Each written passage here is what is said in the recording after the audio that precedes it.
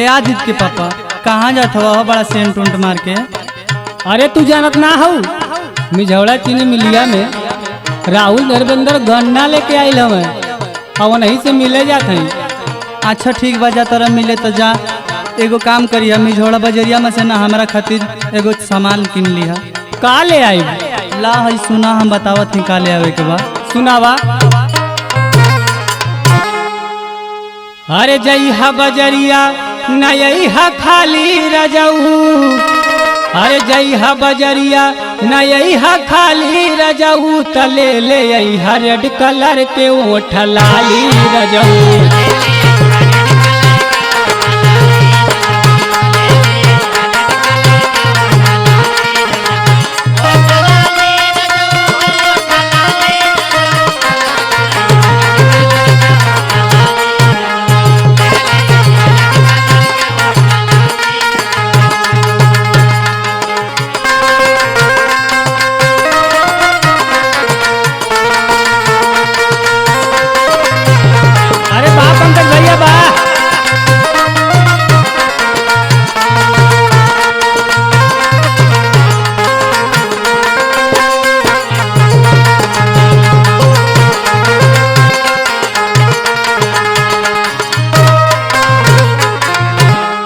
और का कहल है सुना।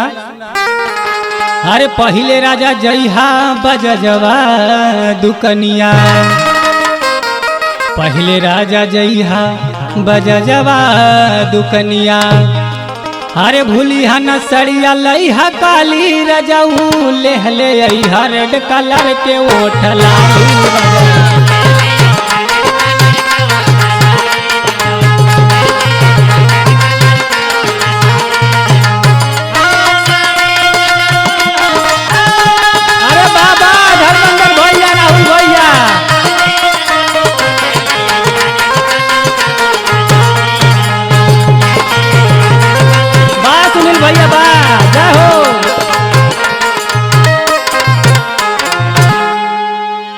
और राजा जइहा तू सोनरा दुकनिया, और राजा जइहा तू सोनरा दुकनिया, अरे किन लिहा कनवा के बाली रजऊ, तले हले अइहा रेड कलर के ओठ लाली रजऊ।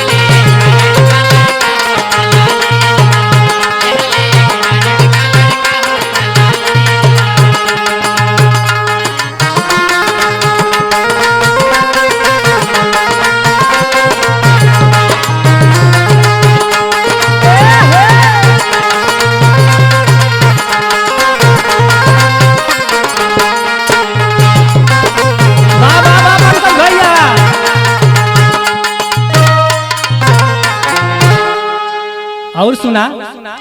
अरे सड़िया पहिन जब कजरा लगौबे, सड़िया पहिन राजा कजरा लगैबे, अरे फीका लगे सूरज के लाली रजऊ, तले हले अइहा रेड कलर के ओठ लाली रजऊ।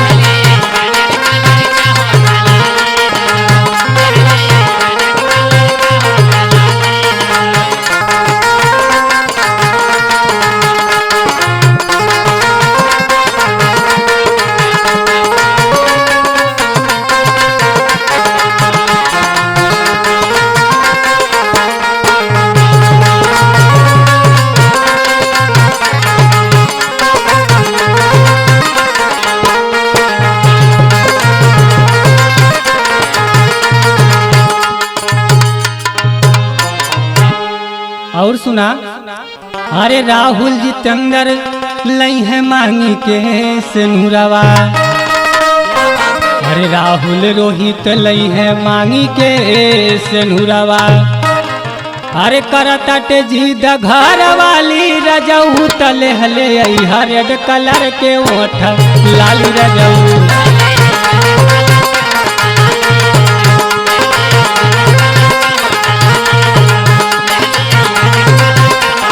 भैया बा बा बा ले ले भूलैया मत।